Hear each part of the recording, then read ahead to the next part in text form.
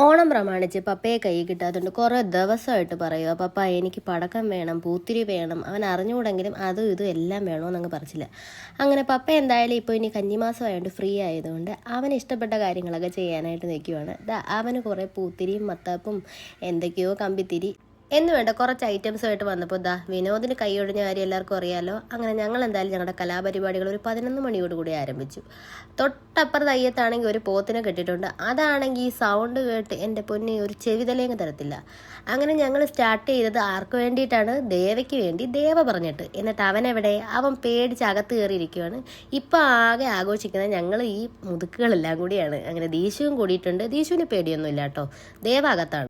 ഏതെല്ലാം രീതിയിൽ ദേവയെ വിളിച്ചിട്ടും ദേവ അകത്തുനിന്ന് വെളിയിലോട്ട് ഇറങ്ങത്തില്ല. ഒരു വിധത്തിൽ വരാതിരുന്നപ്പോൾ പിന്നെ ഞങ്ങൾ കൊണ്ടുവന്ന പൂത്തിരി അതും ഇതുമില്ല ഞങ്ങളെടുത്ത് കത്തിക്കാൻ തുടങ്ങി. അപ്പോഴത്തേക്ക് അച്ഛൻ്റെ ഇൻസ്ട്രക്ഷൻസ്, പിള്ളേരെ രാത്രി 11 മണിയായി നോക്കി വേണം കത്തിക്കാൻ. വേറൊന്നും കൊണ്ടല്ല കേട്ടോ, കഴിഞ്ഞ ദീപാവലിക്ക് ചെറുതായിട്ട് അച്ഛനൊരു പണി കിട്ടിയായിരുന്നു. ചെറുതായിട്ടൊന്ന് വയറൊന്ന് പുള്ളി.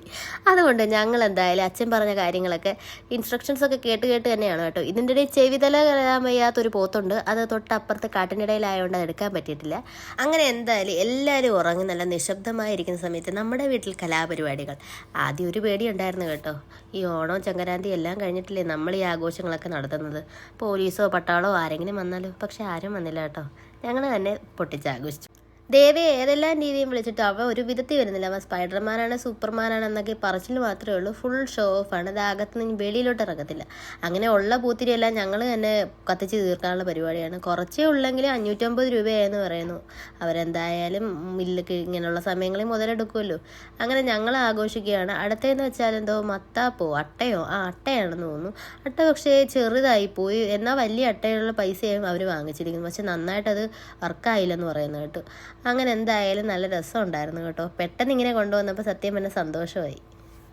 ദേവ അപ്പോൾ ദീശനോട് ചോദിക്കും, എടി പെണ്ണി നിനക്ക് പേടിയൊന്നുമില്ലേ എന്നും പറഞ്ഞ്. ആശാൻ പേടിച്ചകത്തിരിക്കുകയാണ്. പക്ഷേ നമ്മൾ ഈ അട്ട പൊട്ടിക്കാൻ നേരത്തെ എന്തോ അട്ടയ്ക്കൊരു വല്ലാത്തൊരു വൈക്ലഭ്യം അത് കത്താനായിട്ട്. അങ്ങനെ പിന്നെ വീണ്ടും ഒന്ന് ട്രൈ ചെയ്യാനത് ഞാൻ പറഞ്ഞു, എൻ്റെ പൊന്നു മനുഷ്യൻ നോക്കിയും കണ്ടും വേണം ഇതൊക്കെ ചെയ്യാൻ.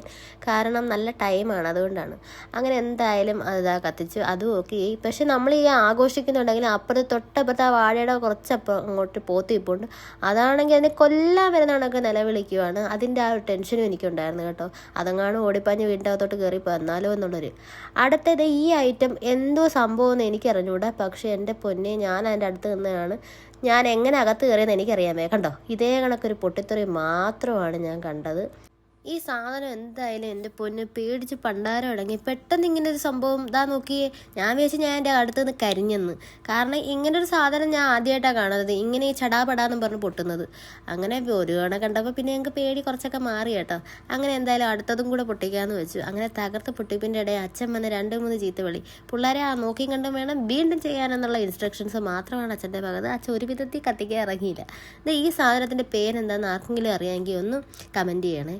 എനിക്ക് സത്യം പറഞ്ഞാൽ എനിക്കറിയത്തില്ല. അങ്ങനെ എന്തായാലും ഞങ്ങൾ ഓൾമോസ്റ്റ് എല്ലാം തീർന്നെന്ന് തോന്നുന്നു. പൂത്തിരിയൊക്കെ കഴിയാറായി. ലാസ്റ്റ് ഈ ഐറ്റം മാത്രമാണ് ഉണ്ടായിരുന്നത്.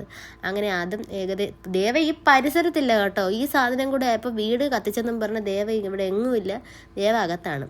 അങ്ങനെ ലാസ്റ്റ് ഒരെണ്ണം ഞങ്ങൾ കണ്ടില്ല. അപ്പോൾ പിന്നെ ലൈറ്റൊക്കെ ഓഫ് ചെയ്ത് കിടക്കാൻ നേരം ആയപ്പം വീണ്ടും മുറ്റത്തൊരെണ്ണം കിടക്കുന്നവന് അച്ഛൻ വന്ന് പറഞ്ഞു. അങ്ങനെ ലാസ്റ്റ് ഒരു ഐറ്റവും കൂടി കത്തിച്ച് ഞങ്ങൾ ക്ലോസ് ചെയ്തു. അങ്ങനെ എല്ലാവർക്കും ഞങ്ങളുടെ വെടിക്കെട്ട് ഇഷ്ടപ്പെട്ടു എന്ന് വിചാരിക്കുന്നു. ലൈക്ക് ചെയ്യണം, ഷെയർ ചെയ്യണം, സബ്സ്ക്രൈബ് ചെയ്യണം. Okay, by.